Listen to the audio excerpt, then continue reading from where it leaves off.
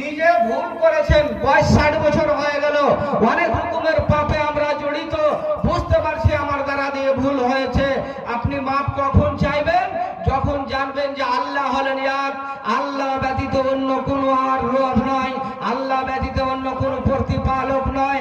তখন আপনাকে ওখানে যখন এ কথা আপনি জেনে যাবেন, তখন আপনি আপনার পাপের কথা বলেন, আল্লাহ রাব্বুল আলামিন আপনার পাপকে ক্ষমা করবেন। ঠিক এরকম সহিহ বুখারী শরীফের মধ্যে একটা অধ্যায় নিয়ে আসা হয়েছে, যেটাকে আমরা বাব বলে আমরা জানি। হযরত ইমাম বুখারী রাহমাতুল্লাহ আলাইহি একটি বাব কায়েম করেছেন।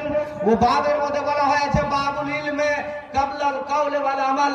বাবুল ইলমে কাবলাল কাউল ওয়াল আমালের মানে হলো, কোন কথা মানুষকে বলবেন তো বলতে গেলে আগে আপনাকে শিখতে হবে। মানুষকে যদি কিছু দিনের কথা বলতে যান, তবে আগে আপনাকে শিখতে হবে। চায়ের দোকানে বসে বসে বড় ফতোয়া দেওয়া নয়।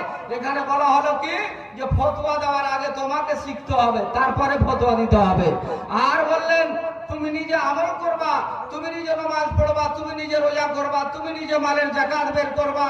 তাহলে আগে তুমি শিখো, শিখার পরে সেটা তুমি করো।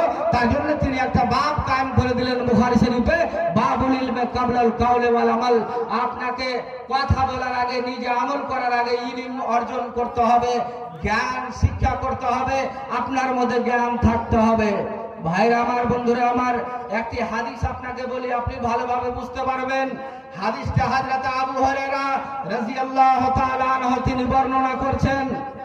ওই হাদিসের মধ্যে বলা হয়েছে যে একটা মানুষ যখন পাপ করে নেয়, একটা মানুষ যখন গুনার কাজ করে নেয়, বলা হয়েছে ইজাজনাবা রাজুলুন যামবান, মানুষটা যখন পাপের কাজ করে দেয়, গুনার কাজ করে দেয়, তারপরে যখন আল্লাহকে বলে রব্বি আজনাবতু, ও আমার রব আমি ভুল করে দিয়েছি, আমার দ্বারা দিয়ে গুনাহ হয়ে গেছে, তুমি আমাকে এবার ক্ষমা করো। তখন আল্লাহ কি বলেন জানেন?